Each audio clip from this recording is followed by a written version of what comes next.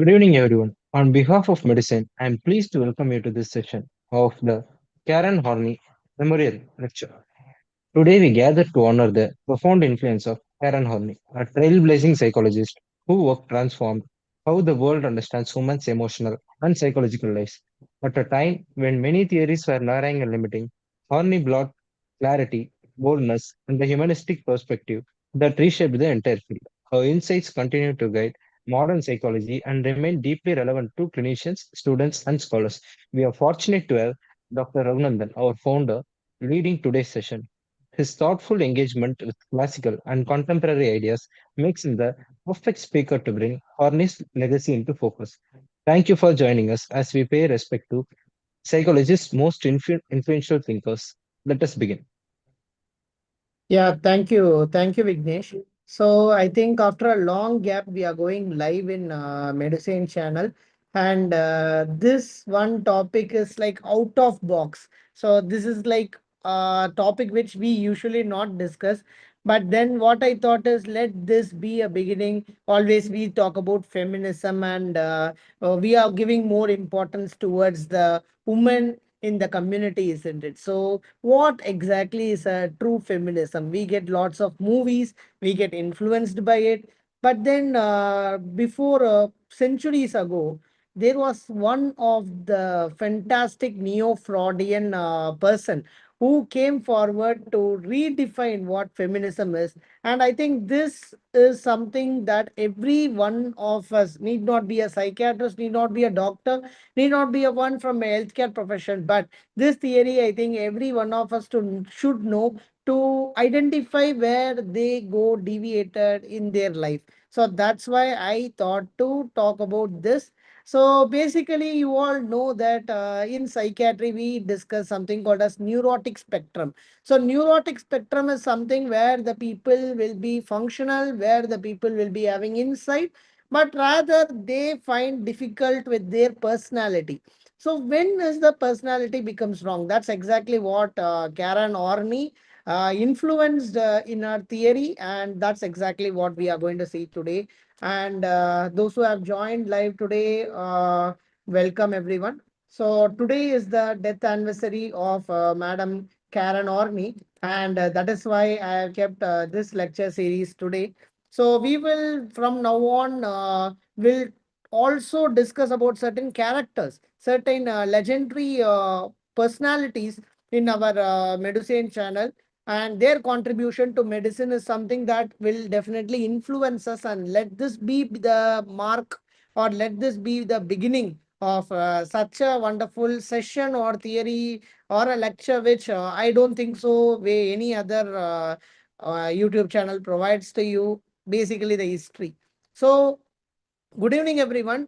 And today I want to introduce you all to one of the most influential psychologists in 20th century, someone who fundamentally changed our understanding of human mind. Her name is Karen Orney.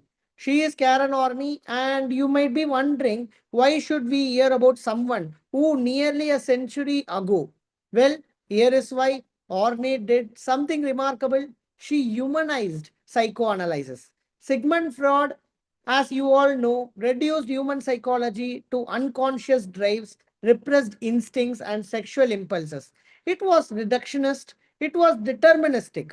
But Orney looked at that framework and said, no, that's more than something which lies underneath of every person to determine their personality.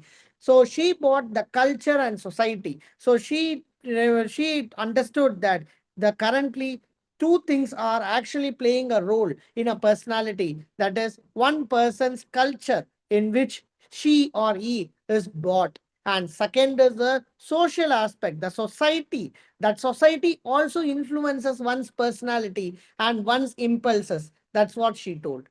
Instead of asking what is hidden behind these sexual drives, these impulses, she asked, how do the relationship, how do the societal, how do the family, how do a culture shapes us who we are? And that's something revolutionary, isn't it? And that's why still Karen Orney is remembered. She most perhaps one of the important things is she challenged Freudian's patriarchal assumption. Freudian patriarchal assumption is something which is an infamous concept called as penis envy. What he told is basically the woman lacks the component of organ called penis, and that inferiority complex is something that is causing them a repressed instinct compared to the men. This is what Freudian's theory tells. But the neo-Freudian theory, especially Karen Horney, came forward with the hypothesis that this isn't about the anatomy. It is about the power. It is about how society privileges men, isn't it? So that plays a major role, is what female psychology is going to be shaped into. And that's what Karen Horney tells. And I think so that is completely true in this present environment, present society, isn't it? It isn't just about the biological aspect of female that shows them repressed in the community. It is a culture, it is a tradition, and every sort of thing influences it basically. And that's what Karen Ornate told. And over the next 1 hour, what we are going to discuss is three important theory. This theory is going to help you to briefly understand the psychiatry per se. First one, understand how yourself. So it is going to help you to understand yourself rather than the psychiatry. And third important thing, what is very important, what we are going to discuss is the influence of her theories in the modern psychology. By this end, you will understand why Orney still remains relevant, especially for understanding the anxiety, relationship, and mental health in our contemporary world. Karen or me, to understand everything, these are the three areas which we are going to focus. And to understand about her theories, first you need to understand her background. Basically, she born in a suburb region in Germany called as Blankensee. And her family background is very important to understand the theory. Her father was a sea captain. A man frequently remains absent from home. Her mother came from a Dutch family and proper traditional heritage family. And her childhood was marked by emotional distance and a complicated relationship. She experienced rejection, she experienced loneliness, she experienced the feeling of not belonging. And you might think how this is relevant. Yes, everything is relevant because the Orney's personal struggle, her feeling of rejection, her feeling of searching for belongings, that directly inspired her for the theory about the anxiety and personality. Later, she wrote a book on how anxiety and personality are shaping the relationship and social context. It wasn't about abstracting or theorizing our own experience, but this came from the living experience of various other contemporary people lived in that particular time. Despite the challenges of patriarchal society, woman, a first German psychiatrist, she was the first woman to study even medicine in Germany. That is fascinating, isn't it? Which is a no small feat in the early 1900s. She earned her MD degree in psychiatry in University of Berlin in 1913. And at that time, few women were allowed to enter into medical school anywhere in Europe. Orny was exceptional, intelligent, driven, and determined to understand the human mind. Her psychological journey from feeling isolated and rejected in her early childhood to become a pioneering psychologist shaped everything she would later contribute to the psychiatry and psychology. So remember this, Orney's theory didn't change from or emerge from an ivory tower. It emerged from her own personal struggle and her observation on how people around her coped up with anxiety and social pressure. After earning her medical degree, Ormy moved into the psychoanalytic field. Between 1914 and 1920, she was trained in Berlin Institute of Psychoanalysis. Now, Berlin was the place to study psychoanalysis back then. Freudian ideas were everywhere. But here, what happened to Orny is she became increasingly critical over Freudian's instinct-based model. She sat in the seminars with some of the world's leading psychology and psychoanalyst. And she was kept thinking, this doesn't fit into something which we feel, we see the patient, isn't it? Sometimes we have so many algorithms, so many diagnostic criteria, which you're going to see as a general practitioner, general physician, or anything in your future. So when you're going to see that, sometimes you will get that feel, isn't it? This is not something that is actually what we see in daily practice. And sometimes we deviate from the guidelines, and sometimes that gives us a success in treatment. So that exactly what happened with her also. So she kept on thinking that people aren't just driven by sexual impulses. They're struggling with relationship.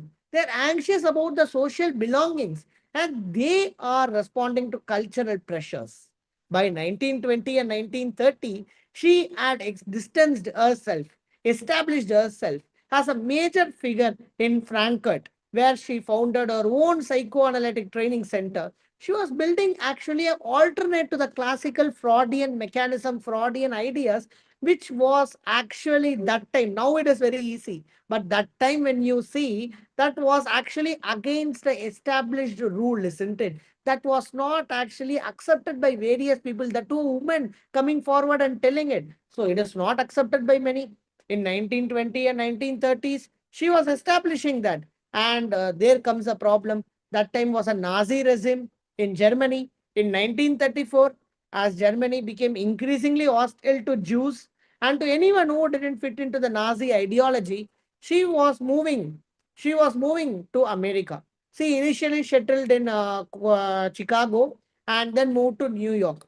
In America, she continued her private practice, but more importantly, she found this so called American Institute of Psychoanalysis, an institution that is even continuing to operate today, even in her absence, which is teaching alternate classical Freudianism theory, alternate to classical Freudianism theory, even after 70 years of death.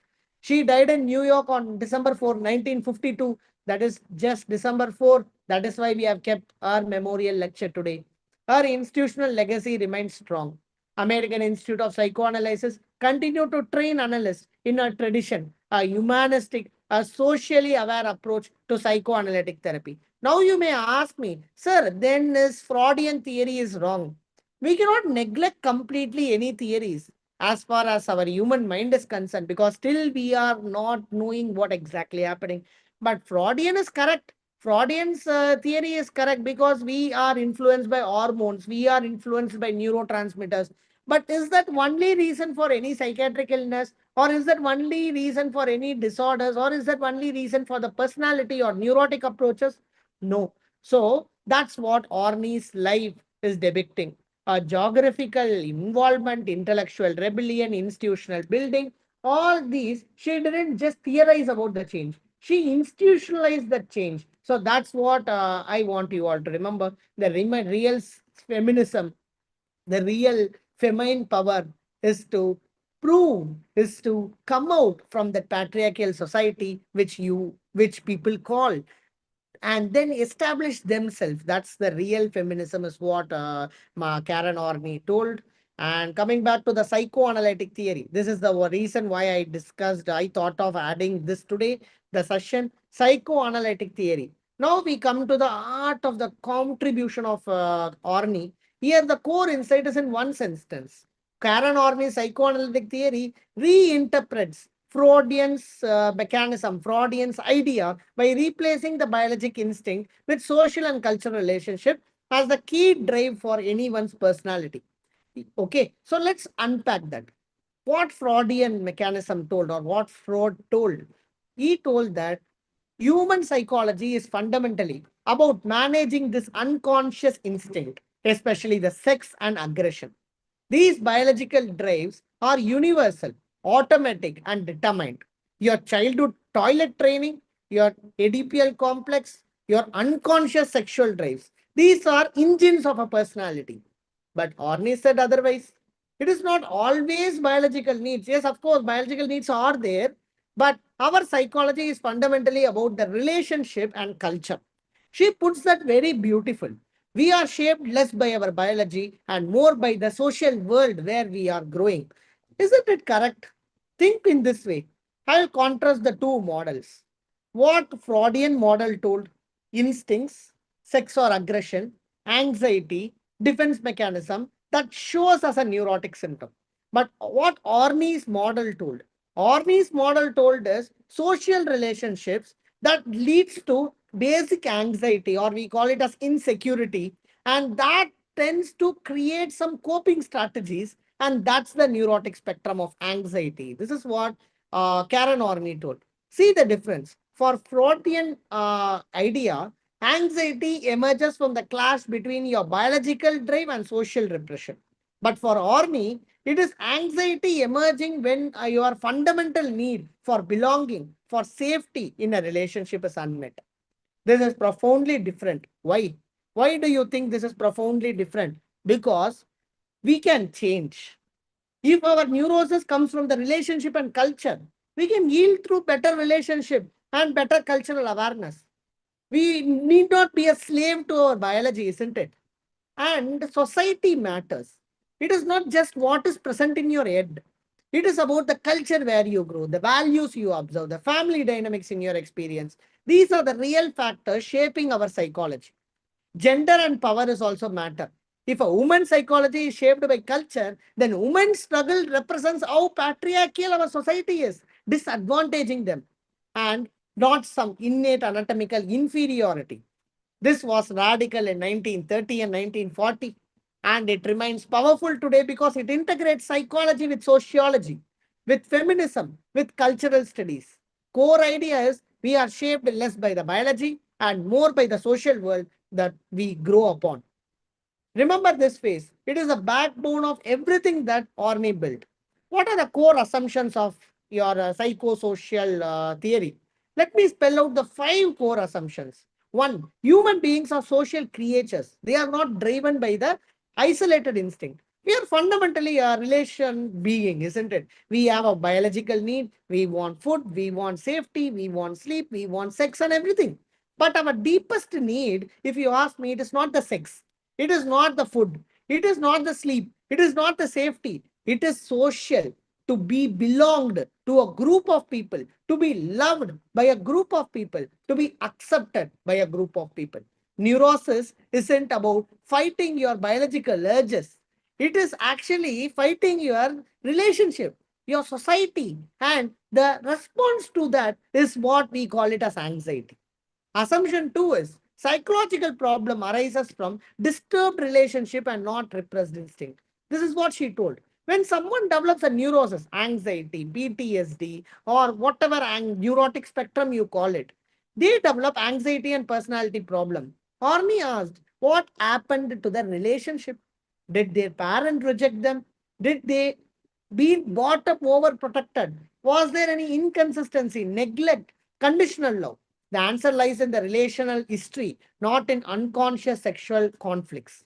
The third assumption she told us, culture and society plays a decisive role in shaping one's personality and neurosis. Just think this.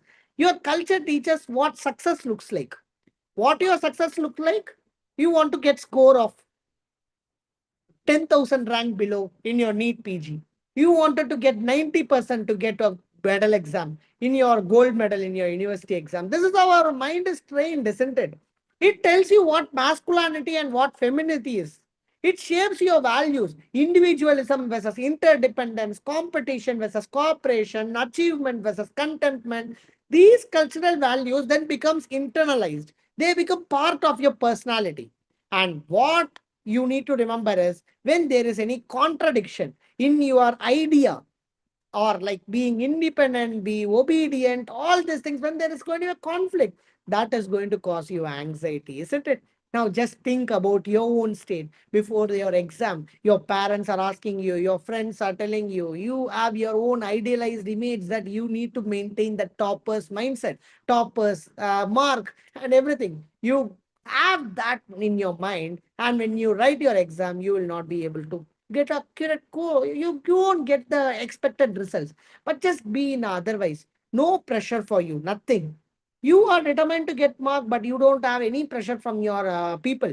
Then you will not have that anxiety. So that's what they are telling. It's not just about your neurotransmitters that plays a major role, but along with that, there is an influence of your society and other things. And assumption four is your childhood experience, like feeling of love, safety, belonging. They determine the emotional health of a person. This is what Orny emphasizes what she called as a good parenting. A child need to feel I am loved for who I am, not for what I accomplish. I am safe I belong to them. When these fundamental needs are met, child develops what Orney calls that a real self. When they are not met, child develops anxiety and defensive strategies. For example, your parents are growing up, you telling you that you should be like an idealized kid, you should be like doing this, you should be like a role model for the society, and you have some sort of ideas, you have some sort of urges, you have some sort of requirements for you, but you are not able to fulfill it because you need to live that idealized image which your society built for you, isn't it? And that's when you are not able to match the expectations, you get all sort of psychotic as well as neurotic symptoms. And finally, the goal of life is self-realization, not pleasure or not power. This is crucial. Orme was optimistic about human nature. She didn't believe like fraud that we are fundamentally driven by a destructive impulse that need to be controlled. Rather, she believed that humans have an inherent drive towards a growth, authenticity, and self-actualization. The goal of therapy, any psychotherapy which you are taking, any psychological therapy which you are taking, the goal, if you're going to see, it is never, it was never, and it is never, it is never, and it was never the removing obstacle of your growth. It is actually to make a self realization of yours. That is actually a perfect oneness. Okay, now moving towards the five assumptions, whatever you have seen is a bedrock of Orney's theory. Keeping them in mind, we move towards the basic anxiety. What is anxiety, guys? We have lots of definition for anxiety, like feeling of isolated, feeling of helpless in a potentially hostile world. The central emotional concept of Orney's theory is a basic anxiety. It is not anxiety that is developed against a specific threat, like fear of height, public speaking. You guys also will be having the problem. You will not be able to talk among the people. You have stammer. You get stammer when you are going to talk among the people. Why do you do that?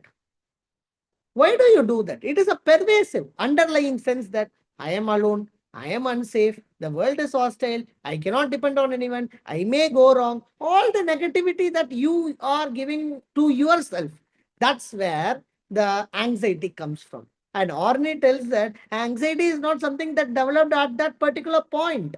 Where does basic anxiety come from? Your disrupted parental relationship. Imagine a child whose parent is indifferent. They provide food, shelter, but no emotional warmth given to the child, no genuine interest in who the child is. The child learns that I cannot count on my parents to make me feel safe or feel loved, and that's when the problem arises. Or imagine the other way, a child who is overprotected. The parents are very anxious, they won't let the child to explore, they over constantly. The message, the world is dangerous, you cannot handle it alone, and they cannot handle it alone. And imagine a child who is rejected, criticized, blamed, made to feel ashamed. The message, there is something wrong within you. That's what being conveyed to them. And imagine a child in an inconsistent environment. Sometimes the parent is warm, sometimes they are cold, sometimes permissive, sometimes harsh. The child learns that I cannot predict safety. I cannot trust this relationship. And all these parenting style, indifference, overprotection, rejection, inconsistency, all are going to be creating a basic anxiety. That's what they tell. Basic anxiety is the emotional root. Neurotic trends are the behavioral branches from it, and the basic anxiety becomes the foundation of all neurotic behavior in Orney's theory. When a child feels this basic anxiety, the sense of isolation and helplessness, they don't just accept it. They develop strategies to manage it. They develop what Orney calls it as a coping strategies or neurotic trend. A child may think, if I comply, if I comply, if I please my parents, I will be safe. Another child may complain, if I am going to have the power, if I am going to have the power to control, nobody can hurt me. And other may think that if if I withdraw and stay independent, I won't be vulnerable to rejection. These strategies develop the early, becomes habitual and persist in adult, often long after the original threat is gone. That's why after the parents thing also gone, they will be having those feelings. So basic anxiety is an emotional root. The neurotic trends are the behavioral branches. Understanding this helps us to understand that the neurosis is not a pathology, not as a symptom of repressed drive, but as an adaptation, a learned way of coping up with anxiety that once protected, but now the same anxiety which was protecting, when it goes in the exceeding manner, that is going to cause a trouble to them in psychosocial functioning. Isn't it interesting to learn this psychiatry in other perspective? Horney identified three primary coping strategies people use to manage the basic anxiety. She called these three as three neurotic trends. I prefer calling them as three ways of moving in the world. And here is the key insight. Neurosis is a product of basic anxiety from social and relationship failure, not from instinctual conflict. This is not Freudian theory. This is a Horney's radical reframing. Let's look at each strategies. For example, when a person moves towards people, they manage anxiety by seeking approval, affection, and dependence. Behavior includes submissiveness, self sacrifice, people pleasing, conflict avoidance. The unconscious belief if I comply and please others, I will be safe. If I make myself indispensable through kindness and sacrifice, I will be loved. In childhood, this may develop like this. A child as an emotionally unavailable parent, the child learns if I am good, if I am helpful, I don't cause problem. Maybe I'll get attention and affection. So they become a good child, which we call it as a very idealized child in the society. Always compliant, always trying to please. In adulthood, this becomes as a pattern. They became a people pleaser. They have difficulty of saying no. They prioritize others' need over their own, and they fear abandonment intensely. Outcome loss of self identity. They don't know what they want because they have spent the entire life in figuring out what others need. And they are vulnerable to manipulation. They may develop anxiety and depression when a relationship ends or when others are unhappy with them. You can see this among your friends, among your people, among your colleagues, isn't it? Then comes the second one, moving against the people. So what happens is when a person moves against the people, they manage anxiety by seeking the power, dominance, and control. Unconscious belief will be there. I must be strong and powerful enough to survive in this world. If I am on the top, if I control the situation, nobody can hurt me. In childhood, they may develop a pattern like this. A child as a hostile or a critical parent.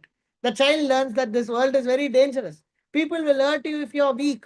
And I need to be tough, aggressive, and strong. They become fighters, always ready to combat, always defending. In adulthood, they drive for dominance. They are competitive in everything work, relationships, sports, everything. They have difficulty in cooperating and they see relationship as hierarchy. And what happens? Creation of distance and conflict in relationship. Yes, they may achieve external success. They may be ambitious. They may be powerful, accomplished, but they struggle with their genuine intimacy. They alienate others. Their relationship are characterized by power struggle rather than mutual understanding that they have. Then coming to the last one, moving away from people, the detached strategy. When a person moves away from the people, they manage anxiety by seeking independence, emotional distance, and self sufficiency. Behaviors include aloofness, withdrawal, emotional distance, self reliance, and at the end, they move into isolation. The unconscious belief is if I'm remaining detached from the external world, that will avoid me emotional pain. And I'm not going to hurt anyone, no one is going to hurt me, and this develops when a child experiences a rejection or emotional unavailability from parents. Or perhaps the child is naturally introverted and finds the social world overwhelming. The child learns relationships are dangerous. They cause pain and it's safer to be alone. In adulthood, this becomes a pattern of isolation. Yes, they avoid pain. They also prevent deep relationship and emotional intimacy. They develop a sense of emptiness and loneliness, even when surrounded by others. So, what you need to understand is there are three important key strategies towards, against, away. This is crucial because it means that they can be unlearned. With awareness and support, a person can develop a more flexible, authentic way of relating. A healthy person may use all the three strategies. So, a healthy person, he will use all the three strategies they use, but when it's going to be an unhealthy person or when it's going to be a person who is not actually understanding, who is having a neurotic spectrum, they will be utilizing either of this. They will be using either of this, and that's where the problem arises.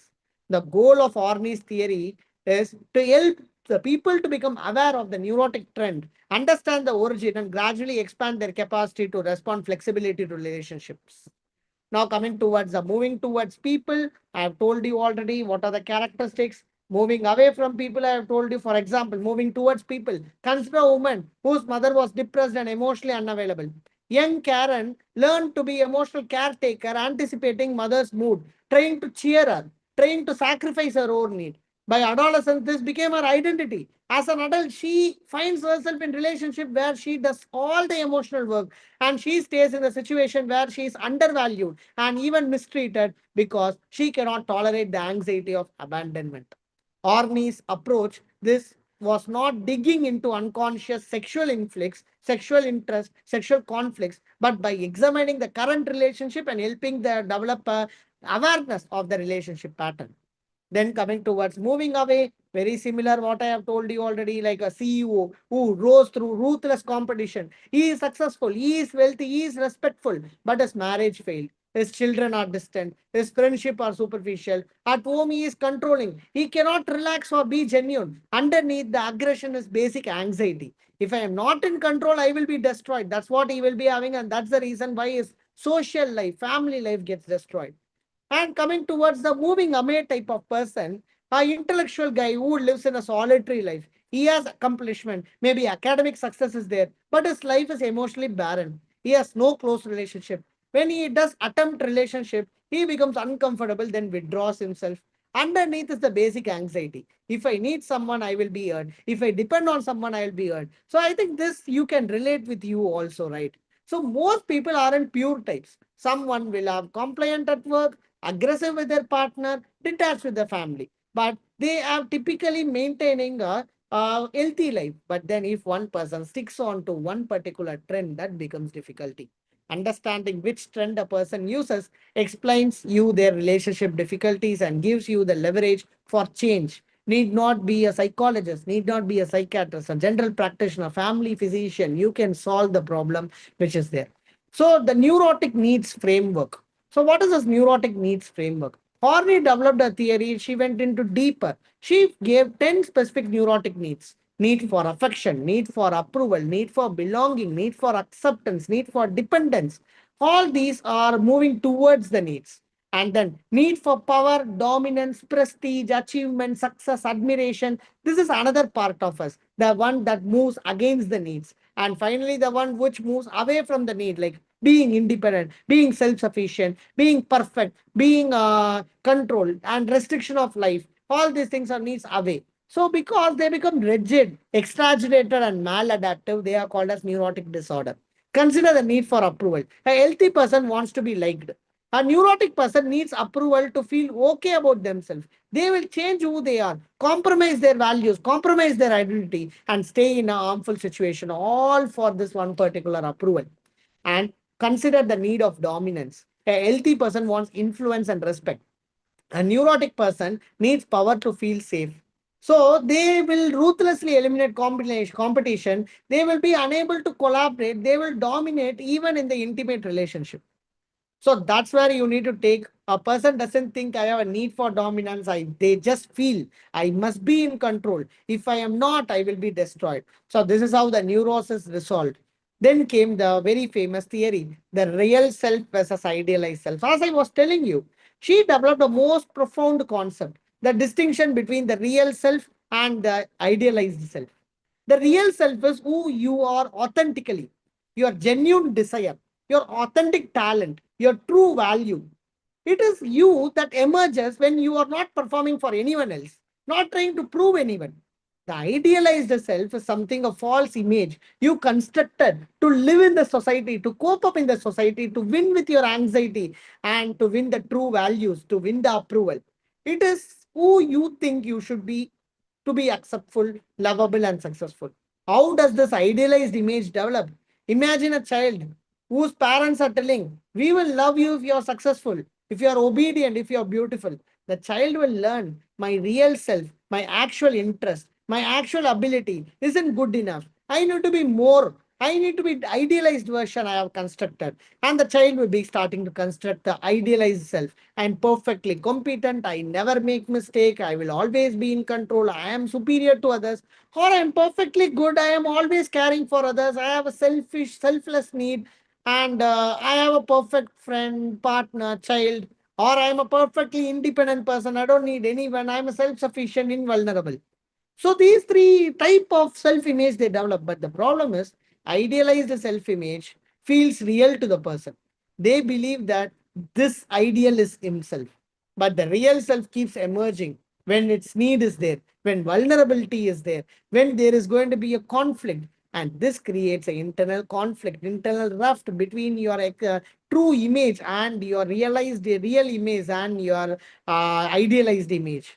So what Orney called this conflict is the tyranny of shoals. The person is constantly measuring themselves against the impossible ideal. I should be perfect. I should not fail. I should be always able to handle everything that comes into us. When the reality invariably fails to match the ideal, when they make a mistake, when they need help, when they feel vulnerable, they experience shame, self criticism, despair, and everything. Clear. The psychological impact is nothing but the gap between this idealized self and the real self becomes a source of suffering. The person is constantly in internal conflict.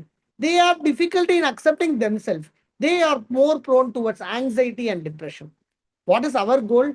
Our goal here is to recognize the ideal self, to help them understand that why it was constructed. Then gradually we need to support them to accept and value the real self with all its imperfection, whatever we have. Clear. Horney was radical here. She didn't ask people to become ideal self. She asked them to accept and value their real self. This was profoundly humanizing. It's like saying, you're okay, you are. You don't need to be perfect of worth of love in this world. This anticipates a modern acceptance-based therapy and humanistic psychology, emphasizing the authenticity of the self-acceptance. So let me tie together everything what we have discussed in Orney's vision of psychological health, self-realization. Self-realization is a process of moving from neurotic pattern towards authentic self-expression. It's becoming who you really are, separate from the demands of others and separate from the social conditioning. How do we do that? How do we achieve that self-awareness? First, develop a self-awareness. Understand your neurotic trend. Are you compliant, aggressive, or detached? What are your neurotic needs? Orney believed that awareness itself is a therapy. When you can observe your own pattern without judgment, you are taken a huge step. Build a genuine relationship. Not relationship based on the performance or power seeking, but relationship based on the reciprocity and your authenticity. Orney emphasizes the importance of finding people who can accept your real self, not your idealized self. Pursue personal growth aligned with your true desire. What do you actually want? Now, what do you think you should want? Not what you will gain after your approval. What you genuinely desire. Horney believed that we align our actions with our authentic desire, and we experience this satisfaction when that does not go as we expected. And achieve a psychological freedom, the freedom from the tyranny of should, freedom from the need to be perfect, freedom from the desperate need for others' approval, freedom to be yourself. Optimistic view here is what makes Orme different from Freudian hypothesis is she believed in the growth and change. She didn't tell neurosis as a fixed condition. She believed that therapy can remove the barriers to growth. It doesn't dig into hidden instinct or traumatic memory. It removes the obstacles so that the people's natural capacity to grow and actual realization can emerge. This optimism influenced generation of human psychologists, Carl Roger, Abraham Maslow, and others who believed in human potential and self-actualization. Think like this. A person's real self is like a seed. Basic anxiety, neurotic defenses are rock covering the seed, preventing it from growing. And Orney's therapy removes that rock and that forms the seeds, the natural growth from the sun. And that's how the psychology grows. Now coming to the last topic, famous topic, why we have gathered here, feminine psychology. One of the Horney's most important contribution was a radical critic of Freud's theory of feminine psychology. And she did this in 1930 before the any feminist movement. This was courageous. And that's why she is called as a mother of modern psychology, modern feminine psychology. Freud said that the women suffer from penis envy.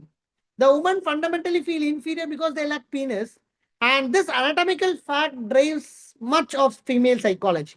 He said human have a weaker moral development. Women have a weaker moral development, weaker intellectual capacity, and that women are weaker, passively oriented, unlike men who are actively oriented. Horney said absolutely not. In other words, Freudian biological female inferiority is false. She in turn proposed, why don't you have a woman envy or a womb envy? The men unconsciously feels that woman's capacity to childbirth, to create life, they unconsciously jealous of it. And why does Freud get to define desire around male anatomy? Why not recognize that there may be envy in other directions also? Why you are always focusing upon the females? But more importantly, she said, female psychology reflects the social inequality and not biological inferiority. Here's a statement. In male dominated society, women are systematically excluded from power, education, opportunity. They are taught that their worth comes from beauty, sexual appeal, and motherhood. They are encouraged from developing an intellectual ability or pursuing career. They are expected to serve others' need. And given that these social constraints, of course, women may feel inferior.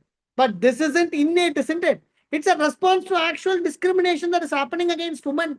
Orny integrated psychoanalysis with sociology and feminism. She was saying, if you want to understand human psychology, you can't just look inside the individual psyche. You have to look the social structure. You have to examine the power dynamics in the society. You want to ask what society doing to women. This was groundbreaking. It moved beyond what is wrong with her to what is wrong with the system. And it establishes Orny as fundamental figure in female psychology. And decades later, feminists like Simone de Beauvoir, Betty Friedan, and Carol Gilman built Orny's insight. Now, let me elaborate Orny's analysis on how male-dominated culture causes psychological problem in women. Social construction. Female inferiority is socially constructed and not biological. In a society that valued different things, that valued women's way of thinking, women's independence, women's reproductive knowledge, women's relationship capability, women might feel quite indifferently about themselves. Cultural subjunction, cultural subjugation, a male dominant society sends a consistent message that your intellectual ability, your intellectual ability is lower than females. Your female's intellectual ability is lower than male. And your value comes from appearance and sexuality. Your role is to serve. Your ambition is to become unfeminine. And your anger is irrational. These messages are internalized. They become part of humans' identity. Consider a bright girl whose teacher says it is not feminine to be too ambitious. She learns to hide her intelligence. She becomes people pleaser. She doesn't pursue higher education or career. By adult, she experiences her own capability as threatening. She develops a neurosis. But its root was culture and not individual. Horney advocated for women's autonomy and authentic self-development. She was saying women's psychology, health requires liberation from the patriarchal constraints. This was real contribution of feminine psychology. She showed that women's physiological struggle, psychological struggle aren't a personal failure. They are response to the systematic and social inequality, and therefore individual therapies alone isn't enough. Women need big change in social change, and this remains relevant today as we think about the gender inequality, racism, and other forms of oppression that create psychological distress. Now, coming towards the clinical practice of Orney, Orney's insight had direct implication on how therapy should be conducted. Fundamentally, she told that patients are social beings seeking for relationships and hidden impulses are seeking expression. This changed everything about the therapeutic relationship, collaborative approach. So the analyst must follow the traveler, not be authority. self-awareness and responsibility. Orny didn't focus on uncovering the repressed memories or resolving conflicts. Just she imagined what pattern are you repeating in your relationship or what neurotic trend do you use. The therapeutic work was about developing awareness and taking responsibility of change. When you see the present focused, rather than spending years analyzing the childhood trauma, Orny focused on present relationship. Tell me about the current relationship. How do you relate it with yourself, your boss, your family, your pattern of energy? And this laid the foundation of modern therapy, client-centered therapy, which was started by Roger. And then we move on towards interpersonal psychotherapy and cognitive behavioral therapy. All these therapies share Orney's assumption. People can change through awareness and practice. People aren't slaves in their unconsciousness. People have an agency. That's what he told. Now coming to the legacy impact of modern psychology by Orney. Orney died in 1952, but her influence continued to shape the modern psychology. Let me trace her impact across several domains. So she has been working in humanistic psychology, inspired by Roger, Carl Roger, one of the founder of humanistic psychology, explicitly credited Orney's work. Roger developed client-centered therapy, an approach emphasizing empathy, authenticity, and client's own capacity for growth. This flows directly from Orney. Then came Abraham Maslow. All these people are influenced by Orney's vision of human potential and authentic self-development. Authentic self-development. Orney was saying the goal of therapy isn't adaptation or system symptom relief. It is self-realization. It's becoming who you are truly. Okay, let it be interpersonal theory, feminist psychology, cultural psychology, whatever it is. Whatever it is. Orney showed you cannot understand women's psychology without understanding the gender inequality, and this remains a central to feminist psychology. So, to summarize, Orney moved psychology from an interphysic, biologically determined framework to a social, relational, culturally informed framework. This shift is foundation to modern psychology. Now coming to the institutional legacy, beyond our theoretical impact, Horney has created institution that continues to function today also, American Institute of Psychoanalysis, where their main mission is to establish the humanistic, socially aware psychoanalytic approach, still operational, continuing Horney's theoretical interaction or tradition, and international influence on psychoanalytic training and practice is also present. Then what is a strength? What is a strength? What is a genuine strength? Social contextualization, optimistic human centered psychology, then theoretical anticipation, practical insight. All these four are helping us.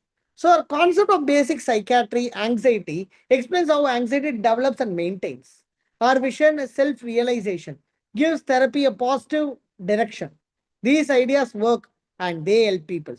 But Orney's work also has limitation which you need to understand. One is limited empirical validation. Though she tells multiple things, was it validated? Was it experimented? No, there is no documentation. Second thing, culture versus biology balance. Orney sometimes overemphasizes on the social factors at the expense of biology. Yes, culture shapes in personality, okay, in personality, but we now understand that the biology, temperament, neurotransmitter, genetic predisposition also plays an important role. Horney didn't fully account for biological substrate of psychology. Biological substrate of psychology. For example, some anxiety disorder have genetic and neurological basis that social therapy alone may not be addressing it. Gender theory, sometimes symbolic rather than scientific. It was like Freudian hypothesis has to be challenged, and that's why she is doing. Her analysis of human psychology were insightful, sometimes relied on gender stereotypes that we often question today. So while our theoretical ideas are powerful, our approach to therapy works well for some people and not others. Despite these limitations, Orney's core insight remains profoundly relevant in the modern psychology. Anxiety theory and social determinism resonate strongly in the modern psychology. Her emphasis on relationship as central of mental health aligns with the modern research on statement, social connection, and well-being. Her insistence on cultural or contextual understanding of psychology remains essential as we work in the diverse population, as we work in the diamond population. So while working on these things, we need to update or refine our fundamental insights that are holding up markedly. Let me bring together the major themes that help you to see Orni, why Orni matters. One is psychoanalytic social theory, represented a turning point in the psychology. It replaced biological determinism with cultural determinism, instinct theory with relational theory, pessimism to optimism, pathology to growth orientation. If your psychology is fundamentally about relationship and culture, then therapy should focus on relationships and not just the interpsychic conflict. Social change matters. Therapy alone isn't enough if the social context is oppressive. Cultural sensitivity is essential. Different cultures have been present in our country, and you need to look into it also. And gender and power also matters. Psychological health in Orney's vision means becoming a real self, free from anxiety, free from self-hate, free from tyranny of soul, free from needs to perform for others, need for becoming desperate, approval, etc. It means building genuine relationship based on the reciprocity and authenticity, and not an compliance or dominance or avoidance. It means attributing to others, to the world, in ways aligned with your authentic values. Orny once wrote, Life itself still remains a very effective therapist. What does she mean? What does she mean? I think she means the process of living, struggles, relationships, facing challenges. All this real growth happens. Therapy can remove these obstacles, and life itself is going to be teacher. Why Orny is remaining irrelevant today also? Anxiety epidemic. We live in an anxious world. Orney's theory of basic anxiety rooted in relational insecurity and cultural pressure. Relationship crisis, diverse rate, loneliness, social alienation, or the emphasis on relational relationship being central to mental health and speaks directly to this. And identity confusion, gender equity issues, global and cultural psychology, all these are going to be a major problem. So Karen Horney was a woman of intellectual courage. She challenged the greatest psychological authority of her era. She integrated the insights from sociology and feminism. She created a human psychology, one that respects human dignity, human potential, human complexity. She remains a symbol of what psychology can be, not just describing what's wrong with people, but illuminating the path towards the growth, authenticity, and genuine connection. Thank you all for your attention. I hope you leave with a deeper understanding about your own personality, how you see people. This lecture is meant one side for remembering Karen Orney, and other side to look as a mirror, to appear as a mirror, to see yourself where you are standing. And sometimes your society, your cultural, and your beliefs, all things can be like just separated. And instead of living an idealized self, better live a real self. Living a real self will solve all your problem. Maybe your capability, your performance, everything will be increasing in your life.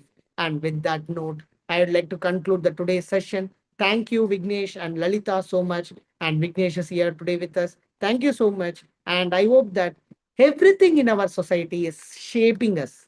For example, let me tell you how Vignesh, how people come out as a leaders in the community. They come out as a leaders in the community because they wanted to establish the power. But along with that, if they are not going to have other two characters, they are not going to sustain. So if you want to sustain in your life, you need to have all the three components what from Karen Orney told. If it is going to be fixed with one thing, only power, only that power, money, fame, only that is going to be fixed, that is going to land you in trouble. If you are not, if you are going to remain isolated alone, that also going to be landing you in trouble. If you are going to be dependent on other person, if you always want friends with you, always want people with you, gathering with you, that is also going to affect yourself, because when that is not available, that is going to be a problem. So here what you want is a mixture, a blend of all the three, so that you can achieve success. Thank you so much. Thank you all for listening to this wonderful lecture today. And again, I hand over the session to Vignesh.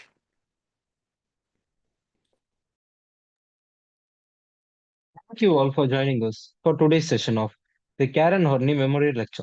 This program has given us an opportunity to reflect on the lasting contributions of Karen Horney, a thinker whose work reshaped the understanding of human psychology. Her insights into the effects of childhood emotional stress, particularly the long term impact of early parental relationships, continue to guide contemporary clinical practice. A defining aspect of her legacy is a bold and influential challenge to the male dominated psychological theories of her time, including those proposed by Sigmund Freud. By questioning concepts that were framed from a narrow, male centered perspective, she brought attention to experiences and interpretations that had been overlooked or misinterpreted for decades. Her work introduced a more balanced, inclusive, and culturally informed framework for understanding both women's and men's emotional development. This shift not only advanced the field but also encouraged a broader reevaluation of how gender shaped psychological theories. We extend our sincere appreciation to Dr. Raghunandan for presenting these ideas with clarity and depth, and for demonstrating the continued relevance of Orni's contribution. We also acknowledge the medicine team for organizing this session and creating a platform for meaningful academic engagements. Thank you to all participants for your presence and involvement. We look forward to welcoming you again in the upcoming sessions of medicine. Thank Have you. a pleasant evening. Thank you, Vignesh. Thank you, Vignesh. And what I tell to everyone is if you have an opportunity, read the books like this. So, our own inner conflict, especially our inner conflict, that actually reflects who you are and what change you need to make in your life. Okay, thank you. Ah, end content of streamer. So, what I want to